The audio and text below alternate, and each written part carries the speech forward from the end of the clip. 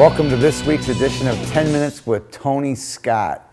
We're here to talk to you about all the happenings in Minnesota hockey the last week or so. Most importantly to YHH was the selection of our Great Plains hockey team, which will be taking part in the North American Hockey Showcase. The team will be coached by former NHLer Dave Snuggerud. Last weekend we held tryouts up in St. Cloud and we announced our team last night. Team is going to be a very, very good team. We have star power like Cruz Lucius, Damon Gardner, and JJ Wybush up front, as well as some great defenders like Jimmy Snuggerud from Chaska and Andrew Cumming from St. Cloud, two names that just kind of jumped off the page at us, or actually jumped off the ice at us during their tryout up in St. Cloud.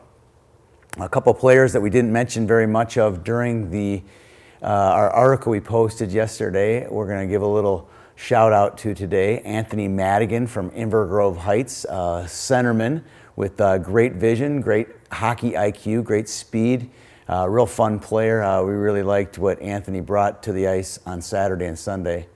Another kid that we hadn't seen before was Landon Gunderson from Maple Grove. He'll be a first-year squirt this year for OMG. Landon had great balance, great ice vision, and obviously some wonderful puck skill as well.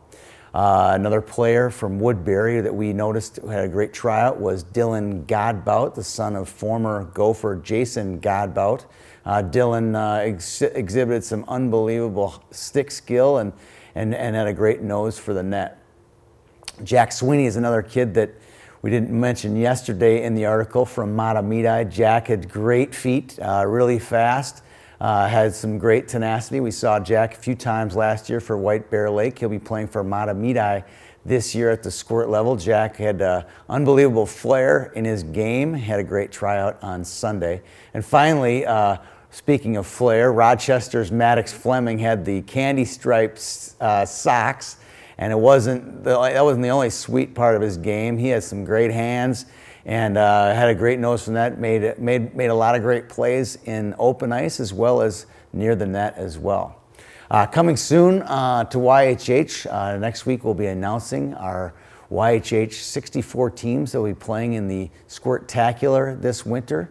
We will have lots of teams coming in from out of state, including Arizona, Colorado, Iowa, Wisconsin, Illinois will be making their way to Bloomington for the YHH Squirtacular. Really excited to host all these teams from out of state, as well as showing them what a great state of hockey Minnesota is on Hockey Day Minnesota, which is the Saturday of the Squirtacular. Also coming to YHH, we'll be announcing our Bantam AA preseason top 10. The top 3 teams will be pretty easy to identify: Grand Rapids, Edina, and Minnetonka. After that, who knows what the remainder of the preseason top 10 will look like. We'll also be writing our Big Pumpkin preview and predictions. Excited to get up to Moorhead in 10 days or so to broadcast and cover the Big Pumpkin up in Moorhead. We have another article we're working on as well, the hockey parent stereotypes. We solicited some of our readers via Twitter a couple weeks ago, and we got a lot of good ones sent in to us. Here are a few of my favorites, but there'll be several more in the article. The first one is the leave one of your kids at the rink guy. It's kind of a Home Alone version of that, where you, instead of going to Europe and leaving your kid at home, you actually just leave your kid at the rink and realize it sometimes 5 minutes, 10 minutes, 15 minutes after you leave the rink, and you have to barrel back to get to pick up that last kid that you forgot to put in the minivan or the truck. Another one of my favorites is the shrieker. I got a few of those. It's the screaming mom with the really high-pitched, screeching voice or scream. I had a woman from Stillwater last night, Tara, my left eardrum, I swear, from a few of her screams in their games last year. Another one of mine is what happens out of town guy. It's the guy who goes out of the out of town trip and gets kind of lit up and decides that he can do whatever he wants out of town and not pay any repercussions to the rest of the team or his wife or his family.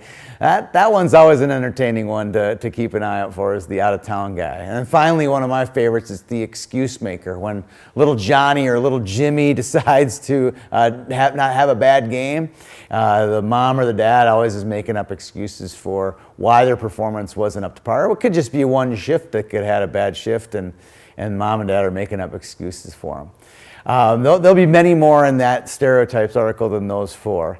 Next up, we had a couple thumbs ups.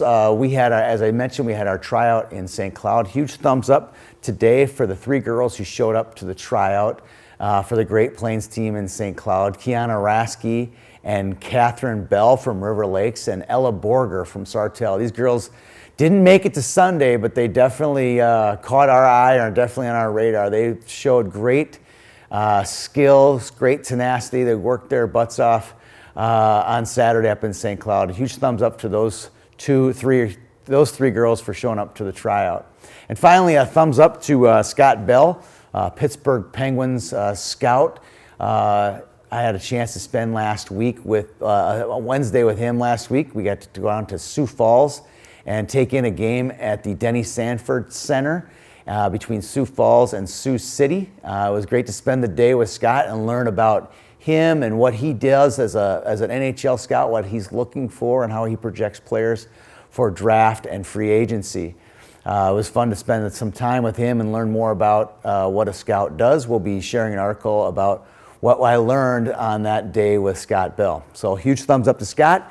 Thumbs up to all of our fans out there who tune in and watch the show and read our site. We really appreciate all the support that we get here on YHH. We'll see you around the rink. Have a good day.